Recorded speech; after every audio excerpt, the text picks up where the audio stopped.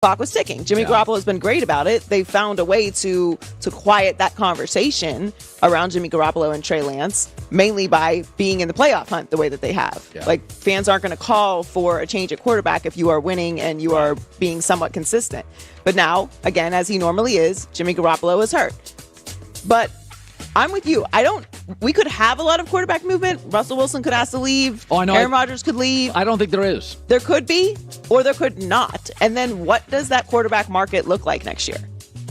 Deshaun Watson. Bleak. Yeah, Deshaun Watson. And we still don't know what's going on with Deshaun Watson. Like, right. We're assuming that Deshaun Watson is going to be, there's a bidding war, but there's still no answer on him. Yeah. There could be no answer on him for a long time. So everything that went on with the Dolphins and that conversation this year is still in place. Like, nothing's changed with the Deshaun Watson situation. And remember, Deshaun Watson has a no-trade clause. That's right. So he's not going to go to a dysfunctional place. That's why, if you ask me today, all this talk about quarterback, I think Pittsburgh and Deshaun Watson, they're ready to win now. He doesn't want he's had chaos in his private life, and he's had chaos with the Texans. Deshaun can say, I'm not going there.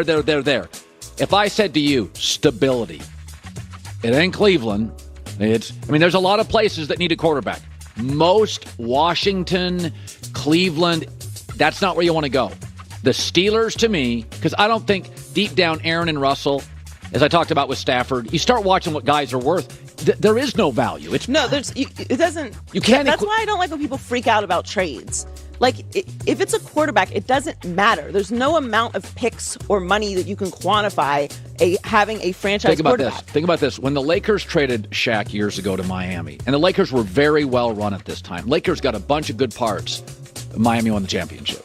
And it wasn't until the Lakers went and got Pau Gasol years later that it didn't matter how many B players you got for Shaq. Miami got the A. In my lifetime, the only time a superstar has been traded, and it didn't get equal value, but when Lou Alcindor or Kareem told the Bucks privately, I want out in like 1970-71. He told them privately so they could work on a deal. And the Bucks got so many good players. Like 6 players. They were very good, and they were viable for years because of it. But they didn't win, and the Lakers did with Kareem Abdul-Jabbar. So it's the same thing. There is no equal value for Aaron Rodgers. Right. You're not going to find him on the market. Zero. There's zero chance. No. And that's also why, if I'm Seattle, I'm not even thinking about trading Russell Wilson. So all signs point to Monday being the final home game for Ben Roethlisberger's career. But Mike Tomlin said yesterday he doesn't think that will be a factor for the team or Roethlisberger heading into the game.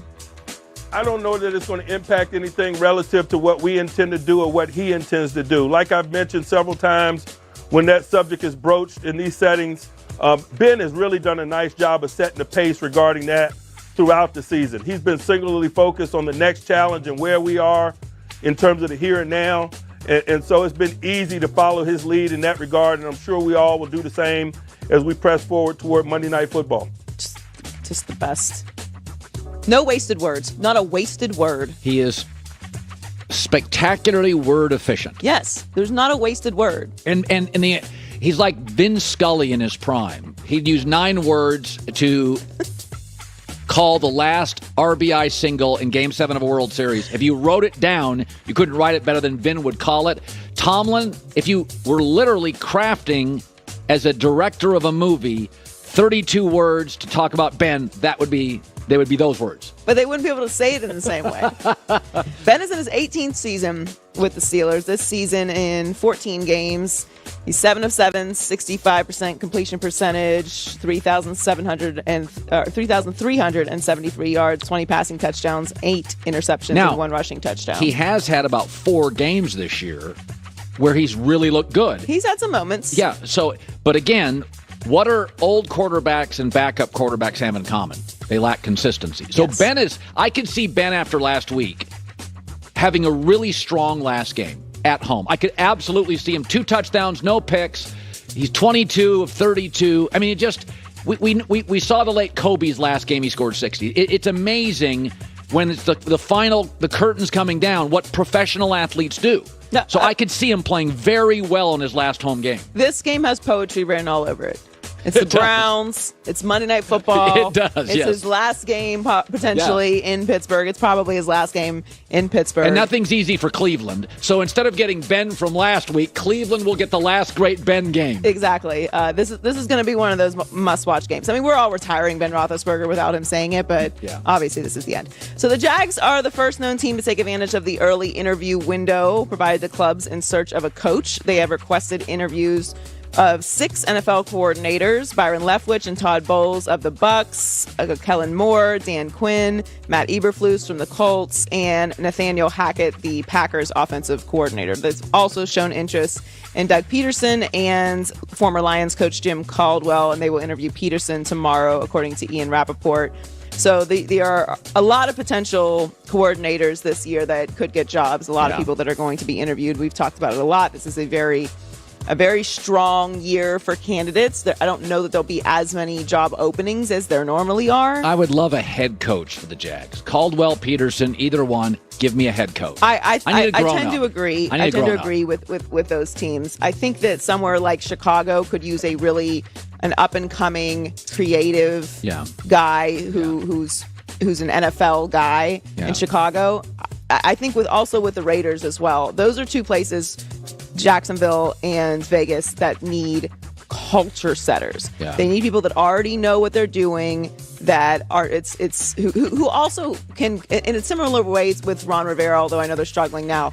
There's no question when Ron Rivera was hired in Washington, that's a great hire. He's a very well-respected guy. He is a culture-setting guy, and that's a place that needs some culture. And Jacksonville and the Raiders need some culture. So their hires at this point are really important. Good stuff, Joy, with the news. Well, that's the news. And thanks for stopping by. The Herd Lie News. Nick Wright, my buddy, First Things First, brought to you by Mercedes-Benz. The best or nothing is now joining us. So I'm about 20 years older than you. I grew up with those late Sunday games. It had a Sopranos feel to it. You get around TV on Sunday, and it was Chuck Noll's Steelers and Madden's Raiders and Shula's Dolphins, and those three teams. Kansas City, by the way, in those eras was pretty good as well. But there were a handful of teams. The Vikings were very good back then.